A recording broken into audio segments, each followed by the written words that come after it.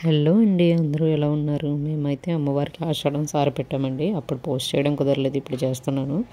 మేమైతే ఇలా పాదాలు చేసాం, పాదాలు ప్లస్ స్వీట్స్ పెట్టాం. మేమైతే ఇవి వరిపిండితో చేసి పసుపు కుంకుమ పారాని పెట్టి నెయిల్ పాలిష్ వేసి ఇట్లా మా దగ్గర ఉన్న లేస్ చిప్స్తో డెకరేట్ అయితే చేసాం.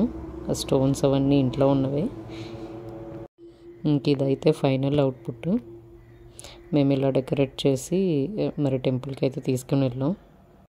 దానితో పాటు రవ్వ లడ్డూలు చేసాం. అట్లా బిందెకి అయితే వేపాకులు చుట్టి రవ్వ లడ్డూలు అందులో పెట్టి అవి తీసుకుండి మొత్తం ఊరంతా తిరిగి చివరికి అమ్మవారికి నైవేద్యంగా పెట్టాం.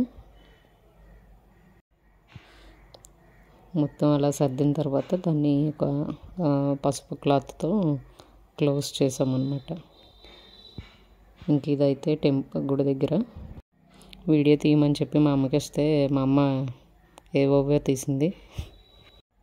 ఫైనల్గా అయితే మొహం కనిపించింది చాలాసేపటి తర్వాత. వీడియో స్టార్ట్ చేసిన తర్వాత తెలిసిందే కదా, అమ్మల వీడియోలు తీయడం ఫోటోలు తీయడం ఎలా తీస్తారో, అది అన్నమాట ఫైనల్ అవుట్పుట్. ఇది మేము ఊరంతా తిరిగేసి వచ్చిన తర్వాత, ఊరేగింపు అయిన తర్వాత, గుళ్ళోకి వచ్చిన తర్వాత ఇది